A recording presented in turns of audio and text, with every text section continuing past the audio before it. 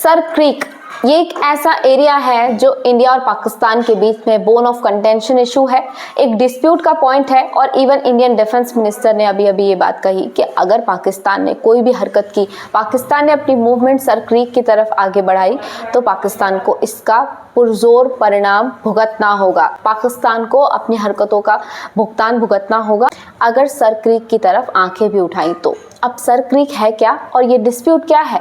तो already all the disputes Kashmir के आसपास होते हैं, नॉर्थन इंडिया के आसपास होते हैं, पर ये वेस्टर्न साइड का है, मतलब गुजरात के साइड की एक डिस्प्यूट है जिसे सर क्रीक डिस्प्यूट कहा जाता है। ये एक बाउंड्री डिस्प्यूट है इंडिया और पाकिस्तान के बीच में। सर क्रीक को पहले बाणगंगा कहा जाता था। ये एक वाटरवे है और ये गुजरात में रण ऑफ कच्छ के मार्शलैंड में पाया जाता है। ये एक ऐसा वाटरवे है जिसके नेविगेशनल फ्रंट पर पूरा डिस्प्यूट है। बात कुछ ऐसी है कि पूरा डिस्प्यूट 1947 जब इंडिया और पाकिस्तान दोनों ही एक दूसरे से अलग हुए तब से विवाद शुरू हुआ। अब हुआ क्या, इंडिया के पास में गुजरात आया और पाकिस्तान के पास में आया सिंध प्रोविंस, और गुजरात और सिंध प्रोविंस के बीच में ही ये इलाका है जिसका नाम है सर क्रीक। पहले इसे बाणगंगा कहा जाता था और बाद में ब्रिटिश एडमिनिस्ट्रेशन के अंडर में इसका नाम पड़ गया सर क्रीक।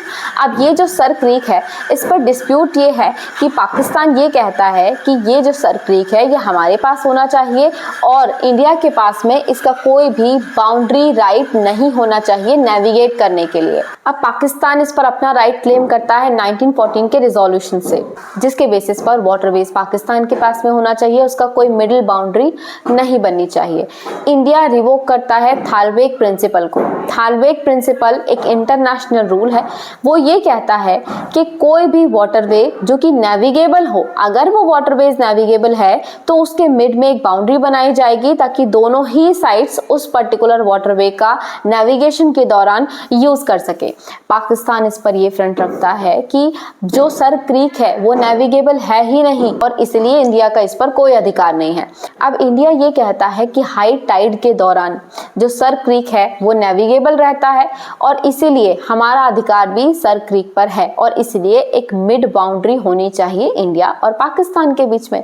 अब इसमें दोनों का बाउंड्री राइट पर पूरा डिस्प्यूट है।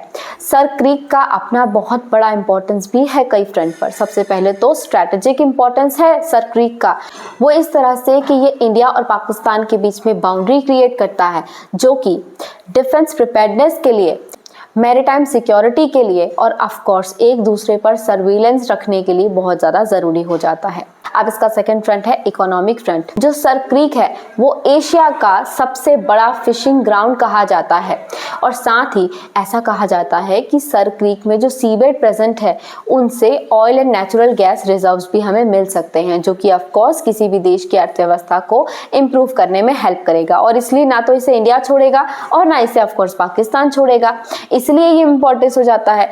और एक पॉइंट है इसका इकोलॉजिकल इम्पोर्टेंस।